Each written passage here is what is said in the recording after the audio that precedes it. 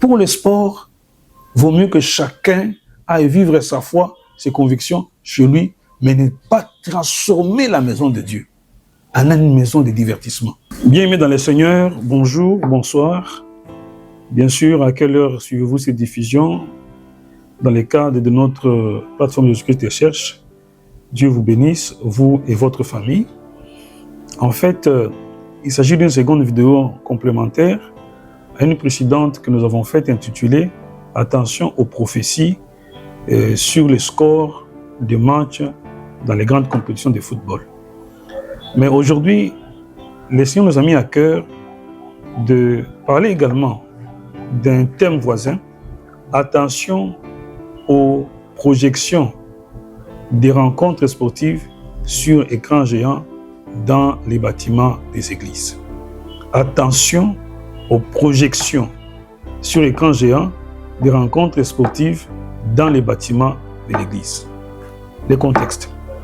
Le contexte, c'est que à la lumière et à la faveur de l'engouement que suscite le football, que dans le monde on appelle le sport roi, certains pays même qui n'auraient pas participé depuis plusieurs années, plusieurs dizaines d'années, voient de l'engouement à revenir cette fois-ci à la Coupe du Monde.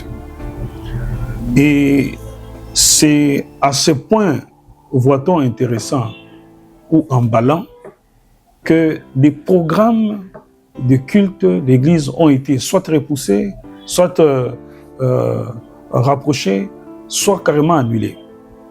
Et dans certains cas, les plus expressifs, plus étonnants, c'est que des responsables ont demandé que les écrans géants qui servent à la projection des images des cultes, des séminaires dans l'église, achetés avec l'argent des offrandes, de la dîme et des dons, puissent cette fois-là, dans les bâtiments de l'église, servir à la projection des rencontres sportives.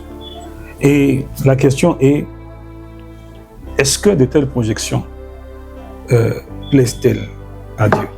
Est-ce qu'un tel moment de plaisance peut-il plaire à Dieu? Nous allons répondre sans philosophie et sans embâge que de tels moments dans les bâtiments de l'église ne peuvent pas plaire à Dieu. Et pour quelles raisons? Pour plusieurs raisons. La première raison, c'est que dans la vie chrétienne, dans les ministères, il y a une obligation à respecter l'exigence du respect de ce qui est consacré à Dieu. L'exigence du respect de ce qui est consacré à Dieu. Et je voudrais, puisque c'est important à ce sujet, lire deux passages bibliques. D'abord, le passage de l'évangile de Jean au chapitre 2, le verset 3e et 16e. Il est écrit ceci, bien-aimé. Il est écrit ceci, bien-aimé. La Pâque des Juifs était proche et Jésus monta à Jérusalem. Il trouva dans les temples des vendeurs de bœufs, des brebis, des pigeons, des changeurs assis. Ayant fait un fouet avec des cordes, il les chassa tous du temple, ainsi que les brebis et le bœuf. Il dispersa la monnaie d'échange et renversa les tables. Quelqu'un dira, mais c'était à côté du temple. Certains avaient besoin peut-être des sacrifices. Mais Jésus-Christ a renversé des tables qu'il avait trouvées dans la maison de Dieu. Il a pris un fouet avec des cordes, il chassa dans les temples les vendeurs de bœufs, de pigeons, ainsi de suite. Dans l'évangile de Marc, un exemple de taille épique, mais édifiant est présenté. Nous sommes dans Marc chapitre 11, les versets 15 à 17. Nous lisons au nom du Seigneur. Ils arrivèrent à Jérusalem et Jésus entra dans les temples. Il se mit à chasser tous ceux qui vendaient et qui achetaient dans les temples. Il renversa les tables des changeurs et les sièges des vendeurs de pigeons. Il ne laissait personne transporter aucun objet à travers les temples. Et il enseignait en disant, n'est-il pas écrit, ma maison sera appelée une maison de prière pour tout le peuple. Mais vous en avez fait une caverne de voleurs. Voilà la sentence du Seigneur. Et si aujourd'hui, de façon peut-être pédagogique. Jésus venait, même pour dire, je passe 3-4 jours sur la terre, je passe une promène. Et qu'il arrivait dans une église, à ce moment-là, où on projette une rencontre sportive de la Coupe du Monde. Jésus serait-il content? N'écrirait-il pas? Il est écrit, ma maison est... Il est écrit, ma maison, c'est comme dit Isaïe 56, verset 7. Il est écrit, ma maison sera appelée une maison de prière pour toutes les nations. Mais vous en faites une maison de divertissement et de plaisance. Donc, il y a la profanation du sacré, qu'on vous profane.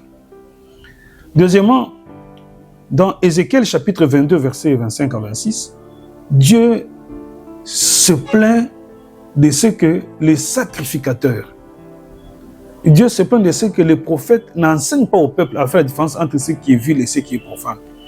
Et ici, particulièrement, c'est dans la maison de Dieu. Quelqu'un dira peut-être, oui, mais dès lors qu'on a donné notre vie à Christ, nous-mêmes, on est venu le temple du Saint-Esprit. Jésus habite en nous, c'est vrai. Mais les temples étaient consacrés à Dieu. Jésus habite en nous, mais ce que nous consacrons à Dieu doit être utilisé pour la gloire de Dieu.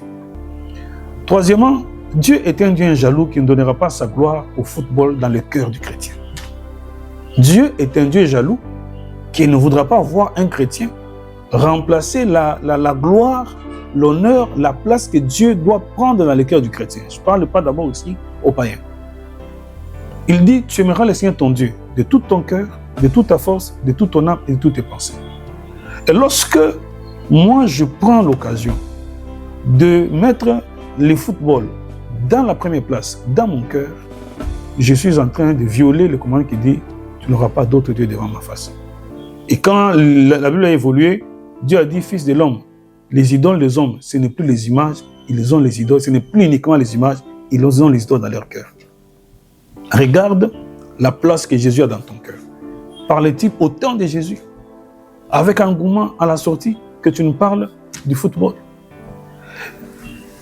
Quatrièmement, lorsque on est dans les bâtiments de l'église, on a repoussé le programme, on a chanté Jésus est le roi de rois, alléluia, il est le roi de rois, le Seigneur des seigneurs. Après avoir chanté, dans ces mêmes bâtiments, on déplace les chaises pour accueillir un autre roi, le roi football. Comme les gens disent, les multitudes, le sport roi. Et le diable n'a jamais son propre cas, mon frère. Le diable s'intéresse toujours à ce qui a Dieu pour l'essuyer, l'abîmer. Le diable, dès le commencement au ciel, il a regardé la gloire de Dieu. Il a convoité, moi aussi je peux avoir cette gloire. Il a été précipité. Lorsqu'Adam et Ève sont dans un jardin, respectant le seul ordre qu'il avait donné, le diable, ça ne lui plaisait pas. Il s'est approché parce qu'il veut souiller cela. Lorsqu'il est sur la terre, se promène, il voit Job, intègre à Dieu. Il arrive, non, le diable s'approche toujours de ce qui est à Dieu pour les souiller. C'est l'orgueil, c'est les défis. Et nous pouvons aujourd'hui ouvrir nos églises pour que ça ait un divertissement. Un frère en Afrique centrale n'a-t-il pas chanté? J'ai cherché l'église, j'ai trouvé dans le monde. J'ai trouvé le monde, j'ai trouvé dans l'église. Et aujourd'hui, on dira quoi? J'ai cherché le sport, je l'ai trouvé dans l'église. J'ai cherché l'église, je l'ai trouvé dans les sports. Bien-aimés, réfléchissons. Cinquièmement, la Bible dit dans Matthieu chapitre 18, verset 20. Car là où 2 ou 3 sont réunis à mon nom, je suis là au milieu d'eux. Lorsque nous projetons des écrans géants de football en déplaçant les chaises, en prenant du Coca-Cola, du popcorn, au nom de qui sommes-nous réunis en ce moment-là? Nous ne sommes pas réunis au nom de Dieu. Nous sommes réunis au nom du divertissement, au nom de notre roi, qu'on appelle le sport roi. Alors quelqu'un me dira, mais ça veut dire qu'on ne peut pas suivre le football. Que chacun prenne la responsabilité de vivre sa foi chez lui par rapport au sport. Encore que la Bible dit que l'exercice physique, on peut par extension prendre des sports, est utile à peu de choses, mon frère. Tandis que la piété, la crainte de Dieu est utile à tout, et là pour toi la promesse de la vie qui est présente et de ce qui est à venir. 1 Timothée 4, verset, je crois, 8. Dieu te promet que la piété, je suis dans la joie comme il dit, allons dans la maison du Seigneur. Maintenant, moi, la joie dans la maison du Seigneur consiste plutôt à être en train de suivre un match de football, une rencontre. C'est sans parler même de cérémonies qui se passent dans cette cérémonie. Pour le sport, vaut mieux que chacun à vivre sa foi, ses convictions chez lui, mais ne pas transformer la maison de Dieu en une maison de divertissement. C'est ça qui est plus important. Sixièmement, quelqu'un pourrait dire, et donc suivre le sport est un péché. Nous avons répondu, regarde la place que le sport a dans ton cœur par rapport à Dieu. La Bible ne vous conforme pas au siècle présent. Que chacun vive la responsabilité du sport chez lui à la maison. Mais il ne transforme pas la maison de Dieu en une maison de divertissement. Et par rapport au sport, voyez-vous, le cœur est porté vers ce qui se voit. On a vu que même dans certains pays en Afrique centrale, lorsqu'il y a des mariages, les mariés, quand on donne le cursus, on doit même dire, lui, est-ce qu'il est de Barça, il est de Real, les plus grands clubs européens qui sont en vogue. Pourquoi? Parce que c'est l'esprit de conformisme au monde. Il doit dire s'il est des clubs de Real ou Madrid. Et la femme aussi doit dire. Et chacun suit. Pourquoi? Parce qu'on a l'impression que c'est être à la page. Mais ce n'est point ça que la Bible nous dit. Septièmement, on ne parle pas ici aux païens. Ils ont besoin de la grâce de Dieu. Mais lorsque nous prenons ces projections dans l'Église, les païens même vont dans l'Église de Dieu. Nous nous réjouissons avec eux dans la joie autour du football. Mais après, ils sortent dans la joie sans avoir été exposés à Christ. Huitièmement, mon frère, Dieu est un Dieu qui ne provoque pas la division. On a vu qu'au sport, un certain pays, j'ai vu un pays, la RDC, et j'ai vu un autre pays, la Colombie, ils ont joué. Et il semble à des heures tardives. Les gens se sont réveillés à ces heures-là pour suivre le match. Mais peut-vous vous réveiller ensemble à ces heures pour prier? Non. Et Dieu nous regarde. Il est jaloux. La jalousie de Dieu, c'est que Jésus-Christ est mort à la croix pour rassembler tous les hommes. C'est comme ça qu'à la Pentecôte, ceux qui parlent des langues différentes ont commencé à parler la même langue pour s'entendre et s'écouter, alors qu'ils étaient des pays différents. Un peu comme si Dieu, là où il avait dispersé les hommes à la tour de Babel, il les avait voulu les réunir. Mais les hommes ne veulent pas. Les hommes sont divisés autour des doctrines, des dénominations, catholiques, protestants, pentecôtistes, révivalistes, c'est pas moi, hindou, musulman, bouddhiste, religion, c'est pas moi, juive, scientologie, témoin de Jéhovah, kimbanguiste. Mais lorsqu'il s'agit d'un petit, un ballon gonflé au caoutchouc, avec de l'air, quel que soit le pays et l'heure, les hommes se rassemblent autour, ils pactisent. Dieu ne peut-il pas être jaloux de ça? Et c'est ce que nous voulons susciter la jalousie de Dieu. Alors, bien-aimés, est-ce que nous disons maintenant que ceux qui ont fait ça dans l'Église sont devenus des païens? Nous ne disons pas ça. La Bible dit, dans Hébreux chapitre 3, verset 13, « Exhortez-vous les uns les autres aussi longtemps qu'on peut dire aujourd'hui, afin qu'aucun ne s'endurcisse par la séduction du péché. » David a commis des péchés. Nous avons commis des péchés, mais David, Dieu l'appelait l'homme selon Dieu parce qu'il saisissait la portée de l'observation que Dieu lui faisait, il s'est repenti. Il avait fait les dénombrements. Et quand on est venu lui dire, il a senti son cœur battre, il s'est repenti. Donc vous êtes pasteur, peut-être de bonne foi, peut-être que vous n'avez pas eu la possibilité de reméditer ces choses. Maintenant que Dieu vous le dit, organisez votre église, un moment de prière et de repentance pour cela, et prenez l'engagement de ne plus jamais faire cela. Ces paroles paraissent un peu peut-être dures, mais je vais terminer en disant ceci.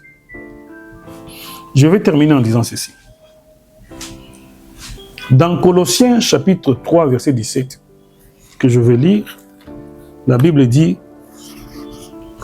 Colossiens 3 dit, il peut commencer à partir du verset 16, que la parole de Christ demeure en vous dans toute sa richesse. Instruisez-vous, exhortez-vous les uns les autres en toute sagesse, par des psaumes, par des hymnes, par des cantiques spirituels, chantant à Dieu dans tous vos cœurs en vertu de la grâce. Et quoi que vous fassiez, frères et sœurs, quoi que vous fassiez, en parole et en œuvre, faites tout au nom du Seigneur Jésus-Christ, en rendant par lui action de grâce. Cette fois-là qu'on a fait la projection sur l'écran géant avec les instruments de l'église, des footballs, de passion mondaine, on n'a pas fait une chose à la gloire de Dieu. On n'a fait une chose à la gloire du plaisir. Or, la Bible dit, vers les derniers jours, les hommes aimeront le plaisir plus que Dieu. Je voudrais terminer par une question qui est un passage biblique, Galates chapitre 4, verset 16. Suis-je devenu votre ennemi en vous disant la vérité. Galates, chapitre 4, verset 16. Suis-je devenu votre ennemi en vous disant la vérité? Merci de me répondre dans les commentaires. Et à la prochaine. Bien-aimé dans le Seigneur, cher homme de Dieu, tu es peut-être un homme sincère et fidèle dans ton ministère. Mais sache que tout le monde peut et tromper. Et c'est ton cas en faisant projeter sur écran géant des matchs de football dans ton église pour divertir les fidèles autour du popcorn et du Coca-Cola? Répétez-vous avec l'église et renoncez à cela. Le prophète. Samuel s'était trompé sur le cadet. Eliab, David sur le dénombrement du peuple et Pierre en reniant Jésus. Mais ils se sont repentis, obtenu le pardon de Dieu. Que Dieu vous bénisse. Amen.